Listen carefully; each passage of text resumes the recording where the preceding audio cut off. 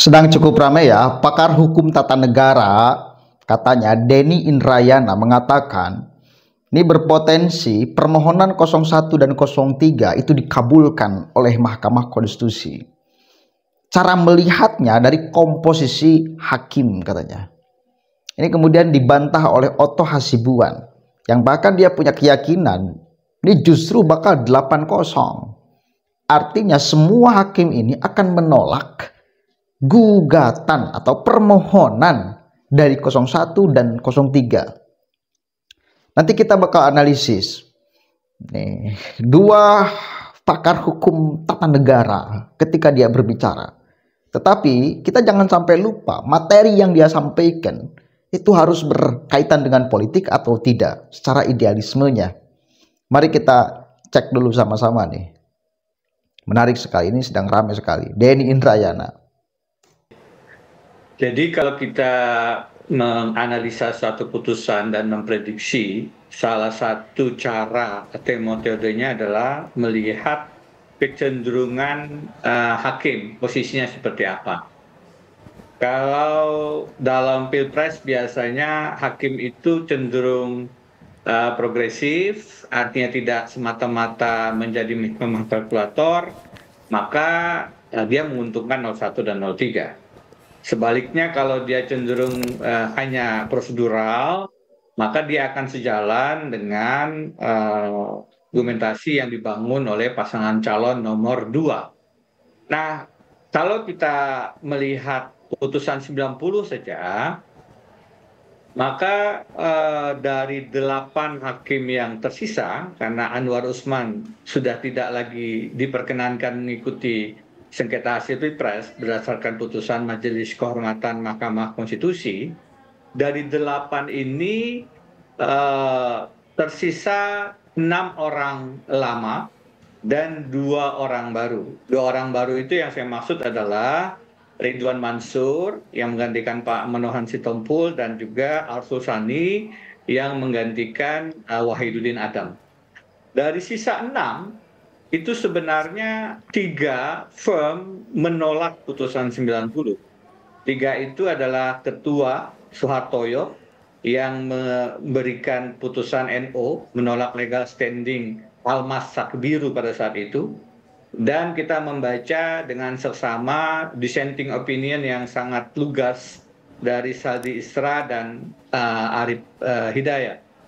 Jadi kalau kita lihat itu posisinya 3 menolak putusan 90. 3 yang lain yang clear putusannya sudah dari awal dan terus sampai ujung di semua yang terkait dengan persoalan umur itu adalah Guntur Hamzah.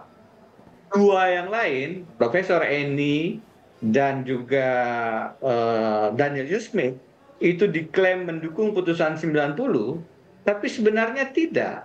Daniel Yusmik dan Eni Nurbaningsih sebenarnya membatasi yang bisa ikut dalam pemilihan presiden itu adalah kepala daerah pada level provinsi atau hanya gubernur.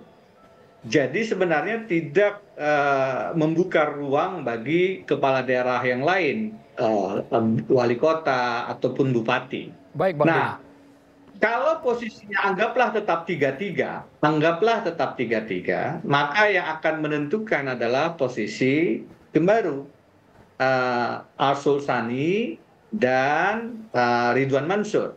Satu unsur dari keterpilihan DPR, Pak Ridwan Mansur adalah wakil dari Mahkamah Agung.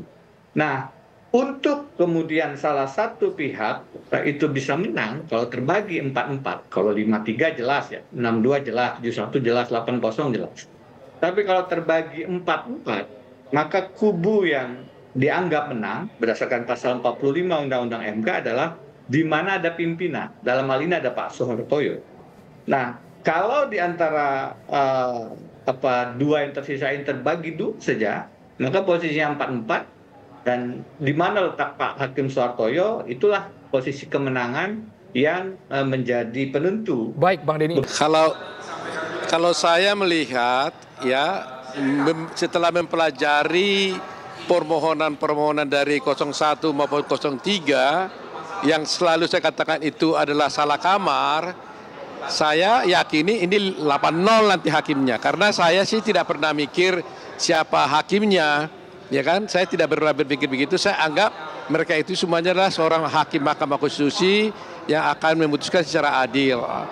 Jadi kalau saya perkirakan, karena eksepsi yang kita ajukan ini adalah eksepsi absolut dan eksepsi cacat formil, di mana permohonannya ini seharusnya tidak diajukan ke MK tapi harus ke Bawaslu. Saya yakin mungkin perkiraan saya sih itu 8-0 ya. Semuanya lah hakim-hakimnya 8 orangnya itu akan setuju bahwa ini tidak bisa masuk ranah DMK. Itu perkiraan saya. Jadi yakin betul itu saya soal itu. Karena saya pikir kita kan menganut prinsip hukum positif kan gitu. Kita harus menegakkan hukum acara yang berlaku. Jadi hukum acara itu sebagai pedoman untuk bisa menegakkan suatu keadilan. Gak mungkin suatu keadilan dapat dicapai dalam suatu perkara apabila hukum acaranya itu tidak ditaati.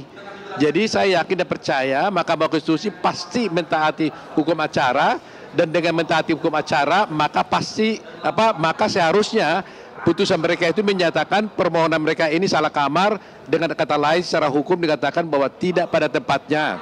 Kedua, permohonan mereka ini juga tidak menyebutkan berapa suara yang diperoleh oleh mereka. Jadi kalau dia mengatakan diskualifikasi orang lain, lantas dia berapa gitu loh. Kalau dia katakan orang umpamanya kita punya 0, lantas dia punya suara berapa? Dia sendiri juga tidak bisa menyebut loh. Jadi bagaimana dia bisa berperkara di Mahkamah Konstitusi, mengajukan gugatan mengatakan orang lain itu harus didiskualifikasi, tapi pemohon sendiri tidak bisa menentukan suara dia berapa. Jadi kan nggak mungkin kan gitu. Jadi kalau kita berperkara, kalau kita katakan bahwa rumah itu adalah milik saya, kan harusnya katakan bahwa itu rumah milik saya. Dia tidak bisa mengatakan itu tidak rumah kamu. Harus kau sebutkan itu tidak rumah kamu dan itu milik saya dan ini buktinya. Sama dengan di sini, dia bilang bahwa kamu diskualifikasi, tapi tidak dikatakannya suara dia berapa gitu loh. Jadi saya pikir saya yakinilah dari segi logika gampang pun, saya yakini Mahkamah Konstitusi itu 8-0 lah. Oke.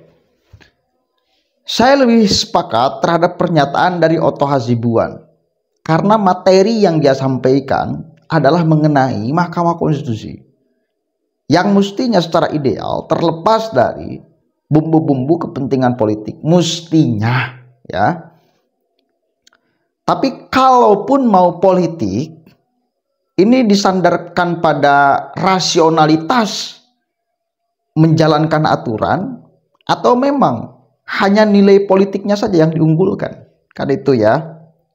Katakan dulu ketika memutus pencawapresan Gibran, itu adalah muatan politiknya kuat, katakan seperti itu ya.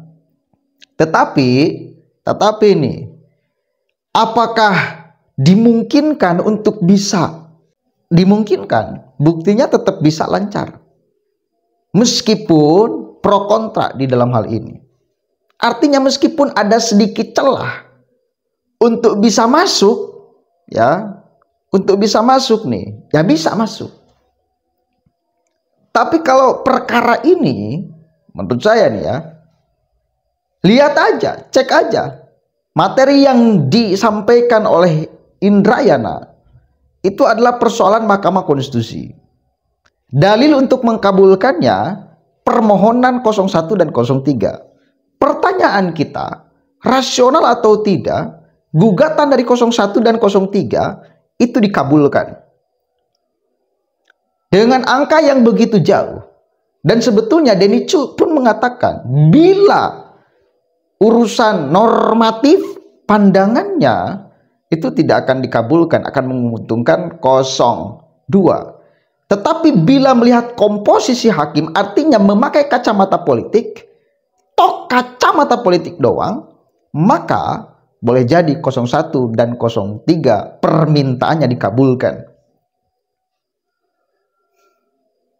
Lah kita tinggal sekarang menunggu apakah hakim MK akan memutus perkara ini, sengketa ini, dengan memakai palu politik atau palu idealisme sebagai seorang hakim. Dan itu. Kalau palu politik, maka jelas akan dikabulkan. Alasannya politik pasti. Denny juga mengatakan itu kok. Kalau normatif pasti akan menguntungkan 02, artinya tidak akan dikabulkan. Tetapi kalau melihat komposisi hakim dalam kacamata politik, maka akan dikabulkan. Berarti kan sudah sangat salah. Hakim menggunakan palunya disandarkan pada kacamata politik. Bila nanti hakim memutuskan bahwa permohonan 01 dan 03 dikabulkan, berarti pasti kacamata politiknya kuat tuh. Tapi bila normatif, dia memegang teguh sebagai seorang hakim, maka tidak akan mengkabulkan 01 dan 03. Kan itu kesimpulannya.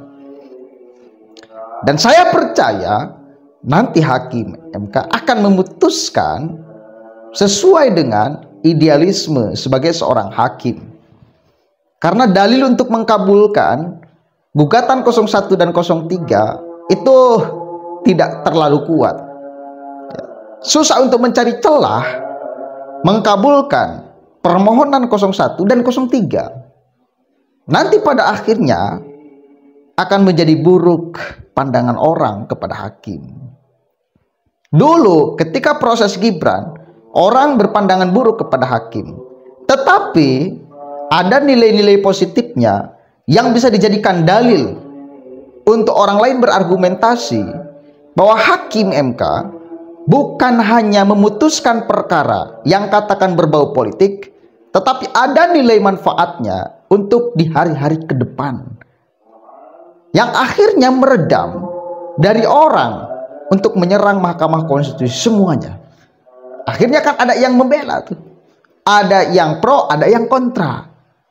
Itu yang pro yang diuntungkan, yang kontra yang dirugikan. Kan itu. Tapi kalau sekarang kita akan lihat aja. Kalau mengkabulkan, susah membendung arus dari pandangan orang untuk menilai buruk kepada Mahkamah Konstitusi. Kan itu ya. Dan saya kira susah juga memakai argumentasi untuk melengkapi putusannya supaya diafirmasi oleh publik. Karena ya susah, nggak rasional, terlalu jauh kalau mau hitung-hitungan suara, mau hitung-hitungan normatif. Wong Denny Indrayana juga mengatakan normatif dan politik kan itu. Kalau normatif akan menguntungkan 02, artinya tidak akan menerima gugatan, dan itu kemudian ideal kan. Kalau politik maka akan merugikan 02, dan artinya akan mengabulkan permohonan 01 dan 03, artinya politik. Dan itu seburuk-buruknya hakim disandarkan pada palunya ini kemudian mengetuk hanya kepentingan politik 100%. Harus ada nilai-nilai idealismenya, harus ada nilai kemanfaatan untuk hari-hari kedepannya, bukan sesaat sekarang doang. Ini ya, proses Gibran sekarang mungkin dianggap buruk, tetapi di tahun-tahun ke depan, di 2009, di 2000 selanjutnya, itu akan menguntungkan sekali bagi generasi muda untuk bisa ikut memimpin bangsa ini. Jadi pelakunya bukan hanya jadi tim horenya. Itu menurut pandangan saya. Mudah-mudahan ada manfaatnya. Assalamualaikum warahmatullahi wabarakatuh.